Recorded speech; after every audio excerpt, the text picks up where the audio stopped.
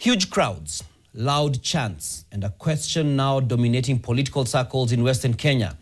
Is a new political force beginning to emerge?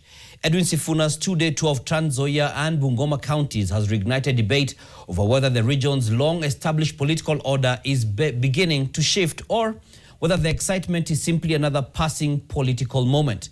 NTV's Susan Waweru begins our broadcast tonight. After 2 days of rallies across Trans Nzoia and Bungoma counties, the conversation has moved beyond the size of the crowds to their possible political impact. For supporters of the Linda Mwananchi movement, the reception given to Nairobi Senator Edwin Sifuna represents a growing appetite for a new generation of leadership.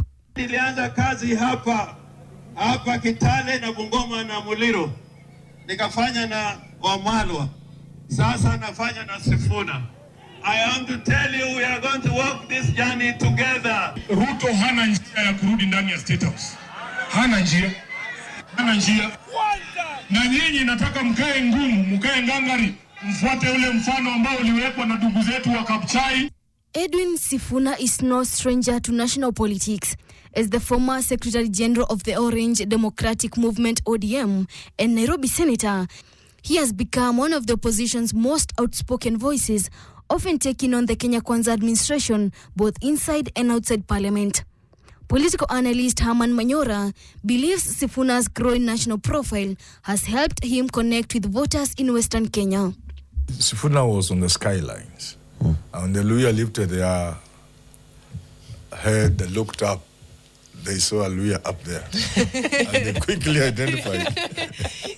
So Luyas are owning Sifuna. So he has succeeded elsewhere. Their leader before Sifuna was Natembeya. That the man who had touched them. And that's why he's the one now organizing the Luya unity and the ground.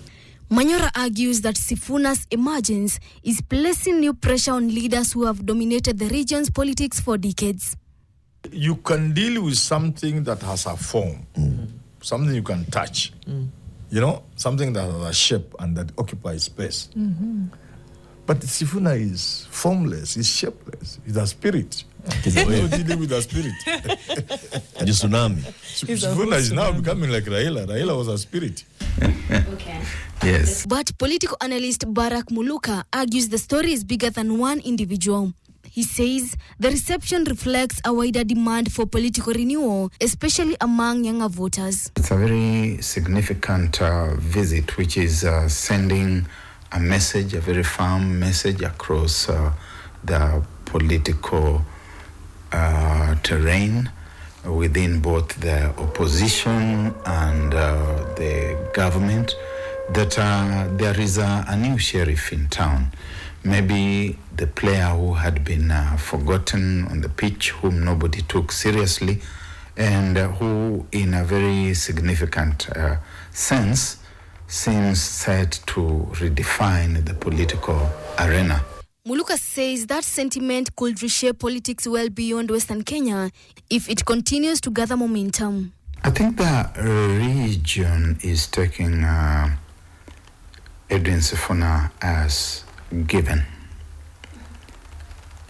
When you look at the people who have been there, you could say they are now almost Jurassic Park material.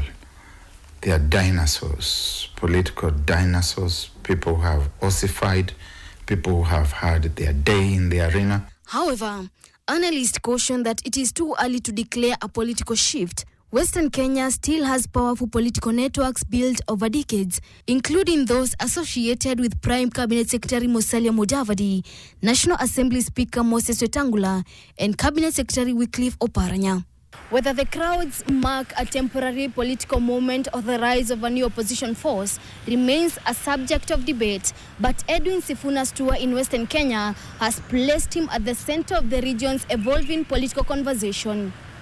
Susan Waweru, NTV, Nairobi.